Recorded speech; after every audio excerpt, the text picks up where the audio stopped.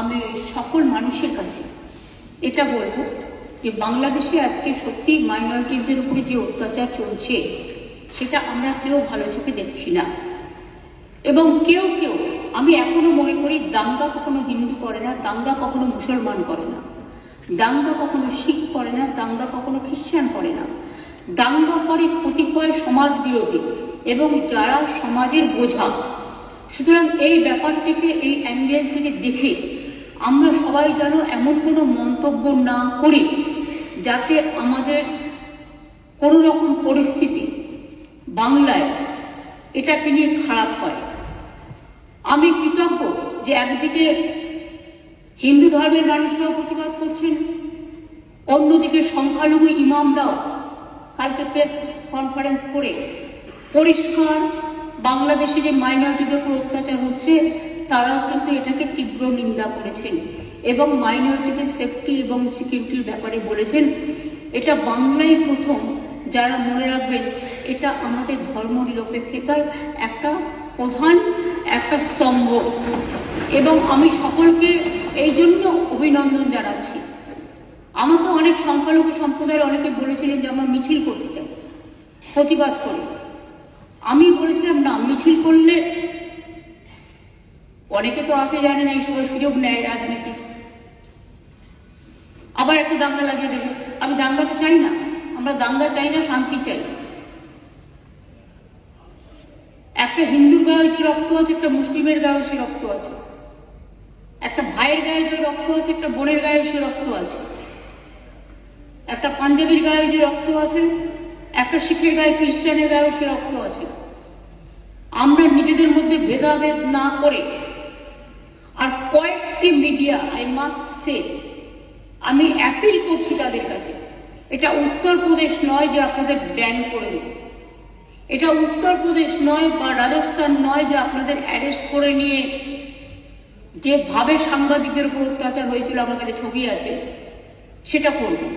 কিন্তু আমি নিশ্চয়ই আবেদন করতে পারি, অনেকগুলো ফেক ভিডিও বাজারে চলছে, কোনো একটা পলিটিক্যাল পার্টির পক্ষ থেকে কিছু ফেক ভিডিও চালিয়ে আগুন লাগাবার চেষ্টা করা হচ্ছে। প্লিজ দয়া করে, অনুগ্রহ করে উভয় সম্প্রদায় এর থেকে বিরত থাকুন। আমরা কেউ কিন্তু কারো পক্ষে নয়, সবাই কিন্তু সবার পক্ষে, এটা মাথায় রাখতে হবে। আমি বারবার বলি, ধর্ম যার যার আপনার, উৎসব কিন্তু সবার। বাংলাদেশের ব্যাপারে government of India, late government of India to decide. এখানে আমরা যেন কেউ অতিরিক্ত কথা না বলি এবং অতিরিক্ত কথা বলে পরিস্থিতিটা নষ্ট না করি। যারা ভাবছেন এটা নিয়ে রাজনীতি করবেন তারা জেনে রাখুন, ওটা করতে গেলে আপনার রাজ্যেরও ক্ষতি হবে, ওখানেও যারা আমাদের বন্ধু বান্ধবরা আছে, ভাই বোনেরা আছেন, তাদেরও ক্ষতি হবে। আমরা এটা চাই না। গভর্নমেন্টের কতগুলো পলিসি আছে, যেমন এক্সটার্নাল অ্যাফেয়ার্স পলিসি, এটা গভর্নমেন্ট অফ ইন্ডিয়ার ভাগ্যে পড়ে, আমাদের নয়, ওদের জুরিসডিকশনে পড়ে। অনেকে ওপার বাংলা থেকে এপার বাংলা আসতে চাইছে, কিন্তু তারা ঢুকতে পারছে না। আমাদের কোনো আপত্তি নেই, কিন্তু সেখানে বর্ডার সিকিউরিটি ফোর্স দায়িত্ব নিয়েছেন, তারা আসতে দেবে কি দেবে না এটা তাদের ব্যাপার, সেই নিয়েও আমি কোনো কটু মন্তব্যে যাব না। কিন্তু যাদের টাকা আছে, পয়সা আছে, ভিসা আছে, পাসপোর্ট আছে, তারা তো প্লেনে চলে আসছে। প্লেন তো আসছে, প্লেন তো চলছে, ট্রেন তো চলছে, কিন্তু গরিব মানুষগুলো যাদের কাছে হয়তো কিছু নেই, তারা আসতে গেলে পারছে না, তারা বাধা পাচ্ছে বিএসএফ এর কাছে। আমাদের হাতে কিন্তু বর্ডার নেই, এটা মাথায় রাখবেন।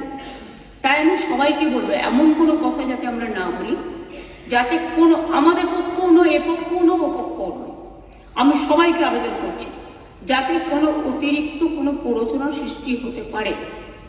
আমি যতদূর জানি কালকে ফরেন সেক্রেটারি যাবেন বাংলাদেশে, আজকেই যাচ্ছেন, কালকে ওদের মিটিং আছে। সুতরাং লেট দেম ডিসাইড। এই ব্যাপারে আমি পরিষ্কার বলি, এক্সটার্নাল অ্যাফেয়ার্স এর ব্যাপারে উই নেভার ইন্টারফেয়ার। আমাদের দলের পলিসি হচ্ছে এবং আমাদের সরকারেরও আমরা সবসময় এ ব্যাপারে গভর্নমেন্ট অফ ইন্ডিয়া যে গাইডলাইন্স দেয়, এক্সটার্নাল অ্যাফেয়ার্স যে গাইডলাইন্স দেয়, এটা কিন্তু আমরা মেনে চলি।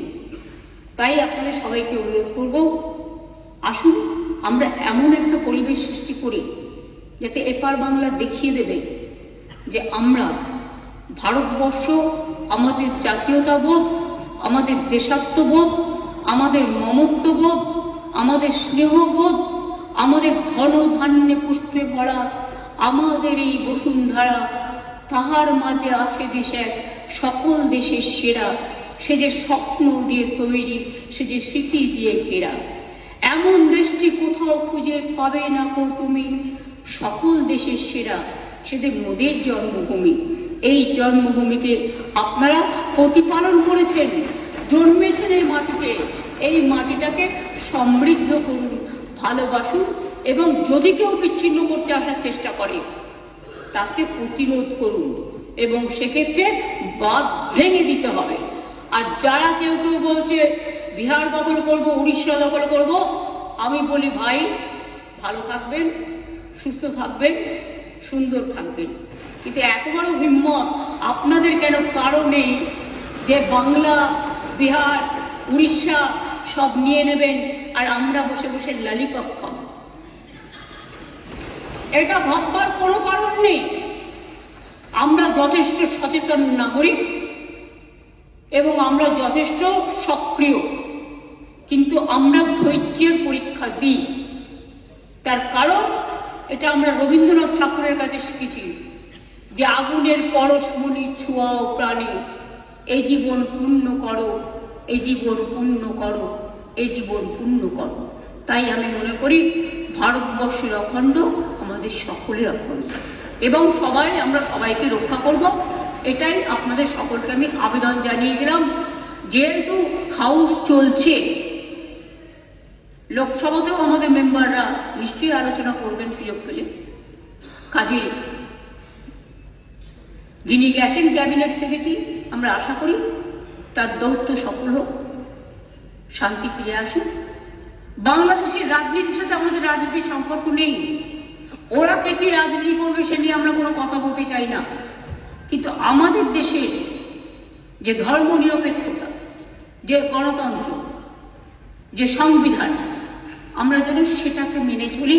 আমরা যেন অন্য কোনো উস্কানিতে কোনো উস্কানি না দিই, এটুকুই আমার আবেদন। অনেক ধন্যবাদ স্যার এই টাইমটা আমায় দেওয়ার জন্য।